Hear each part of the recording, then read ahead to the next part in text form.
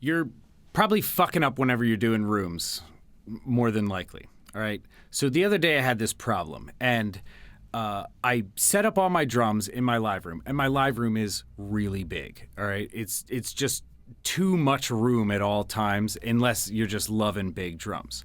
So I set up drums in my live room, and I put a couple gobos around it, but I didn't really get serious about putting gobos around it. And I put up the microphones and I recorded them, and the drums were just huge. They sounded awesome, and I loved them, but they were huge. So I had to think to myself, there's got to be a way that I can get smaller drums, but without going into my B room and doing like a small room. Because the one trick about small rooms is that when you do them in an actual small room, the compression from the room itself makes them sound not as good. Sometimes it's just like a low end buildup, sometimes it's, and sometimes that's what you want. But in this situation, I wanted to hear really good, clean, tight drums. So I pulled the drums that I recorded today into the session that I recorded the other day, and I compared the two. So this is the drums that I recorded the other day, and I essentially am using almost the exact same setup, with the exception of the other day I didn't use a ribbon, and today I did use a ribbon on a mono overhead. I haven't done any EQing or any processing. The only thing that's been done to these drums has been phase flips. So inside Pro Tools here, these are my old drums. This is no gobos, minimal blocking off of the drum kit.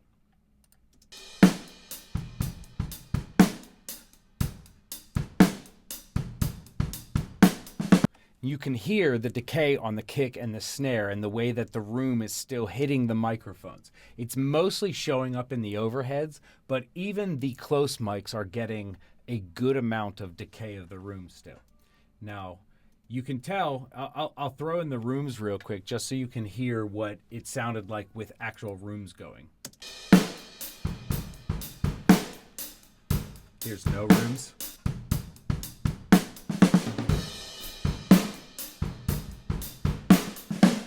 Now, it's a great drum sound, and people love room sounds, and this is specifically why I wanted a big room, was so that I could have a big room sound.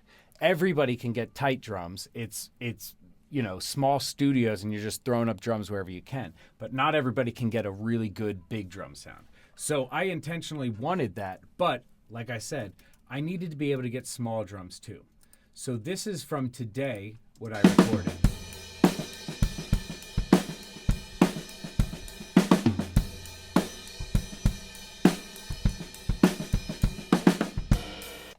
Now, I have managed to make this sound like a small drum room, yet it is a huge drum room. And the cool thing about it is that the small drum rooms will compress that kick and snare and make it sound really muddy. But a large room allows a lot of that pressure to escape still while keeping the tight drum sound. So this is my live room, and as you can see, my drums are situated inside this cyc wall. And this is what I created for blocking these drums off. Now, I have an enormous drum room. It is a big ass room with motherfucking planes going over. And inside, here's how my drums are set up. By taking some old panels that I built for my studio and throwing them up on top of this wooden platform I built, and then my gobos, which are 8 foot tall or long, depending on which way you're using them, are holding them up on either side. In the front and the back, I've got some gobos that I built, and then my kit sits in the middle. I have a 52 on the kick, a E635 on the high tom, a 421 on the low tom. On the overheads, I have a Muro AC7 pair and spaced, and a, don't worry about what that is, ribbon mic. And over here, just on the snares, a 57. It's a 60s Gretsch round badge kit, and it sounds pretty amazing. My snare mic isn't tall enough, so I put it on a block of wood so I could get enough angle. Now you can hear from inside this little cocoon we have, we don't hear much room here.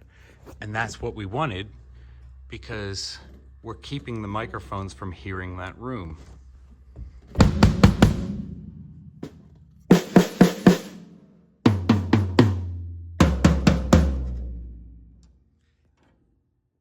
We're still getting some escape of that sound pressure, so it's not getting all blocked up in here, but we have a very tight drum sound still.